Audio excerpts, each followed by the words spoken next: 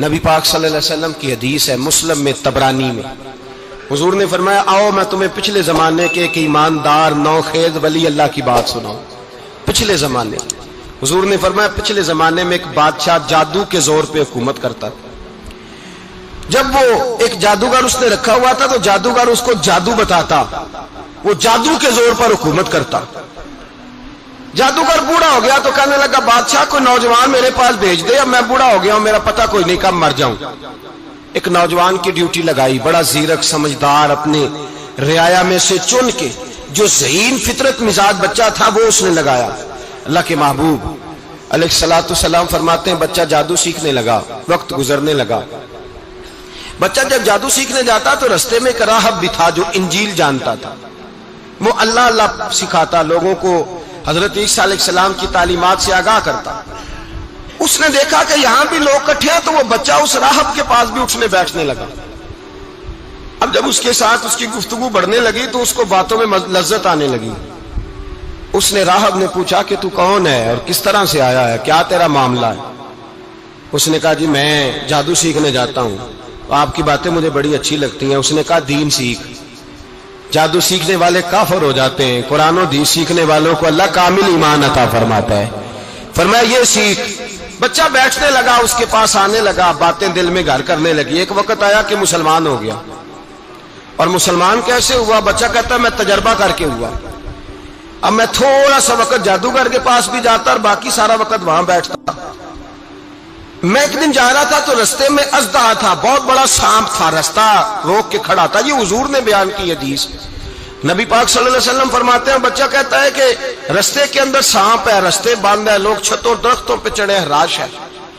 کہتے چھوٹا سا روڑا میں نے اٹھایا تو میں نے کہا اللہ اگر جادوگر سچا ہے تو اسے مار دے۔ چھوٹا سا روڑا میں نے پھینکا، اژدہا کوئی نہ مرا۔ پھر چھوٹا روڑا اٹھایا، میں نے کہا اللہ اگر وہ عالم سچا ہے تو اسے مار دے۔ اب جب میں نے روڑا مارا تو اژدہا مر گیا۔ میرے اندر سے گواہی آئی نہیں دین کی باتیں سچی ہیں، نہیں قرآن کی باتیں اسلام سمجھانے کے لیے عرض کر رہا ہوں، اگرچہ اس دور میں انجیل تھی، اللہ رسول کی باتیں اچھی ہیں۔ کہتے میں مسلمان ہو گیا، اب میں نے راہب کے پاس ہی رہنا شروع کر دیا، جادوگر کے پاس چھوڑ دیا اس بچے نے آنا۔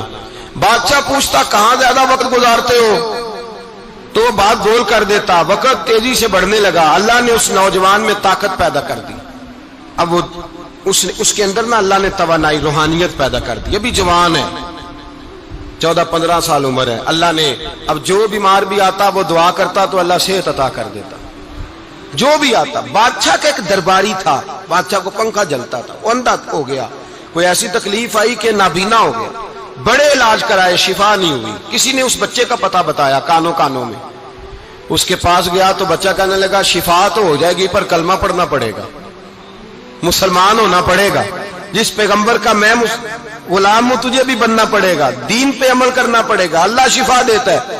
اس نے کہا تو مجھے کلمہ پڑھا، مجھے شفا دے، میں تیار ہوں۔ اس نے کہا شفا تو اللہ دیتا ہے۔ اس نے اللہ تبارک و تعالیٰ کا ذکر کر کے دعا مانگی، یہ مسلم شریف میں حدیث ہے، طبرانی میں موجود ہے۔ اللہ نے اسے شفا دی، اس نے کلمہ پڑھنا شروع کر دیا۔ یہاں ایک نقطہ لکھا ہے ہمارے علماء نے، کہتے ہیں جب اللہ ولایت عطا کرتا ہے نا تو یہ سفید بالوں والے کا حصہ نہیں ہوتی۔ اگر جوانی میں کوئی آدمی توبہ کر کے تصوف کے رستے پہ چلتا ہے تو سب سے زیادہ ولایت اللہ اسے عطا فرماتا ہے، سب سے زیادہ ولایت اس کے پاس ہوتی ہے۔ ابھی اس کے بال کالے ہیں، چڑھتی جوانی ہے، دعا کی تو اللہ نے، اور حدیث پاک میں موجود ہے کوڑے آتے تو شفا یاب ہو جاتے، اندھے آتے تو شفا یاب، برس والے آتے تو اللہ سے دے، جوان ہے۔ بادشاہ کے پاس وہ واپس گیا، وہ جو آدمی جس کی آنکھیں ٹھیک ہوئی تھی۔ بادشاہ نے پوچھا کہ کیسے شفا ملی؟ تو کہنے لگا میرے رب نے شفا دی ہے۔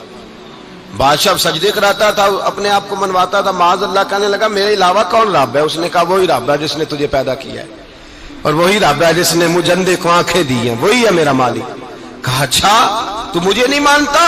کہا نہیں میں اپنے رب کو مانتا ہوں۔ بادشاہ نے اسے سزا دی، ستایا، اس نے بچے کا پتہ بتایا، پھر بچے کو بلا کے ستایا تو اس راہب کا پتہ بتایا، راہب بھی قتل ہو گیا، نابینا بھی قتل ہو گیا۔ بادشاہ نے کہا سپاہیوں سے اس بچے کو لے جاؤ اور پہاڑ کی چوٹی پہ جا کے نیچے پھینکو تاکہ مر جائے. بچہ پہاڑ کی چوٹی پہ گیا تو ہاتھ اٹھا کے کہنے لگا یا اللہ میرے لیے نہیں اپنے لیے، میرے لیے نہیں اپنے لیے انہیں اپنی قدرت کے جلوے دکھا. میرے لیے نہیں، اللہ کے بندے اپنی جان بچانے کی دعائیں نہیں مانگتے، اپنے لیے انہیں اپنی قدرت کے جلوے دکھا. یہ دعا مانگی، جتنے لوگ ساتھ آئے تھے وہ سارے زمین پہ گرے اور سب مر گئے، پہاڑ سے گر کے مر گئے. بچہ واپس سیدھا بادشاہ کے پاس کہنے لگا لو بھائی میرے رب نے مجھے بچا لیا ہے. جوان کا ایمان دیکھو، میرے رب نے مجھے، بولو میرے اللہ نے مجھے ایمان کی گواہی دے رہا ہے، میں بچ گیا ہوں، تو جھوٹا ہے میرا رب سچا ہے. اس نے کہا لے جاؤ اس کو دریا میں، کشتی میں بٹھاؤ، بیچ دریا کے جا کے دھکا دے دو.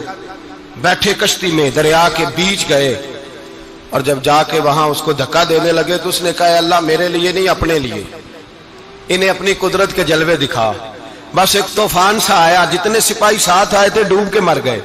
وہ بچہ اٹھا اور سیدھا پھر بادشاہ کے پاس، اسی کے پاس کہنے لگا لو بھائی میرے رب نے مجھے بچا لیا ہے، تیرے پاس آیا ہوں. وہ کہنے لگا تو کیا مصیبت میرے گلے پڑ گئی ہے، کیسے جان چھوٹے گی؟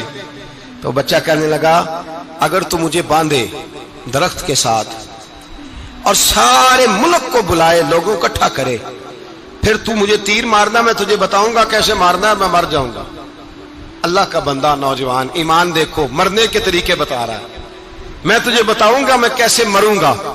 یہ بات کہی، بادشاہ نے سارا مجمع جمع کیا، ملک سارا باہر آ گیا، درخت کے ساتھ باندھ دیا.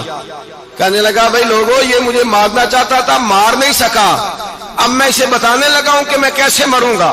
اسے کہو جب تیر مارے تو ساتھ میرے رب کا نام بھی لے، میں اپنے رب کے نام پہ جان دوں گا، ایمان کی پختگی میں اللہ کے نام پر جان دوں گا. اسے کہو رب کے نام پہ مارے، مر جاؤں گا.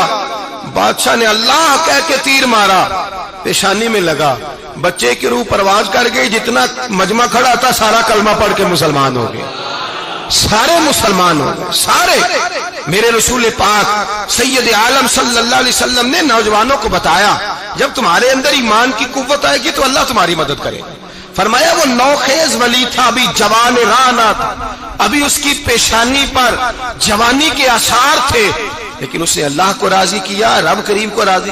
ولایت کا مطلب بڑھاپا نہیں، ولایت کا مطلب وہ نہیں کہ جب بڑا لمبا وقت گزر جائے تو پھر آدمی آئے کہ نہیں اب کیا کرنا ہے، اب مسجد ہی ہے، اب تو اس کے علاوہ گزارا ہی کوئی نہیں.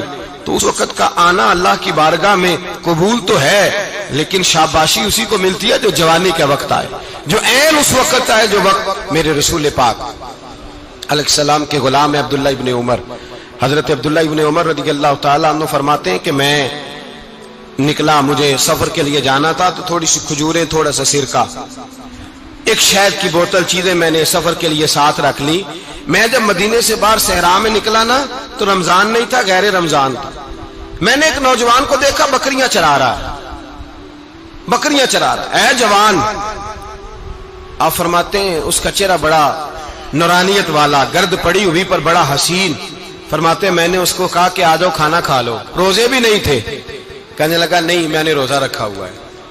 فرماتے ہیں میں نے کہا پتہ کروں کہ نیرا نیک ہی ہے کہ پرہیزگار بھی ہے. نیک وہ ہوتا ہے جو نماز پڑھے روزہ رکھے، پرہیزگار وہ ہوتا ہے جو گناہ سے بچے، وہ پرہیزگار ہوتا ہے. کہا پتہ کروں پرہیزگار بھی ہے کہ نہیں. کہتے میں قریب گیا تو میں نے جا کے اس کو کہا بھائی تیری بکریاں بڑی پیاری ہیں، میرا دل کرتا ہے کہ بکری مجھے دے دو. کہتے وہ جوان، غربت بھی، پریشانی بھی، پر دامان توکل کی یہ خوبی ہے کہ اس پر پابند لگے ہوتے ہیں، دھبے نہیں ہوتے. غربت ہے. کہا جناب ایک بکری دے دو. آنے لگا جناب بکریاں میری نہیں، بکریوں کا مالک کوئی اور ہے. کہتے میں نے آزمانے کے لیے کہا کہ بکریوں کے مالک کو کہنا ایک بکری بھیڑیا لے گیا ہے، کہہ دینا بھیڑیا لے گیا ہے. تو کہتے اس نے میری طرف دیکھا، گرد سے اس کے بال اٹے ہوئے، آنکھوں میں روشنی، چہرے پہ اطمینان، لب و لہجے میں ایمان کی طاقت. نوجوان کہنے لگا حضور بکریوں کے مالک کو تو کہہ دوں گا بھیڑیا لے گیا ہے، جب عرش کا مالک پوچھے گا تو کیا جواب دوں گا، اللہ کو کیا جواب دوں گا. کہتے ہیں میں کانپنے لگا اس کی بات سن کے. واپس آیا، جو کام نکلا تھا وہ چھوڑا، واپس لوٹ آیا. میں نے پتا کیا کس کا غلام ہے، پتا چلا فلاں آدمی کا ہے. کہتے میں نے پہلے غلام خریدا، پھر پتا کیا تیرے پاس بکریاں کتنی ہیں، اس نے کہا 400. کہتے میں نے مالک سے ساری بکریاں خریدی، پھر غلام کو بلایا، پھر وہ بکریاں تحفے میں دی، تحفے میں۔ کہنے لگا حضور یہ سارا کچھ مجھے کیسے ملا؟ میں نے کہا تیرا ایمان بڑا پختہ تھا تو میرے رب نے تجھے انعام عطا فرمایا ہے۔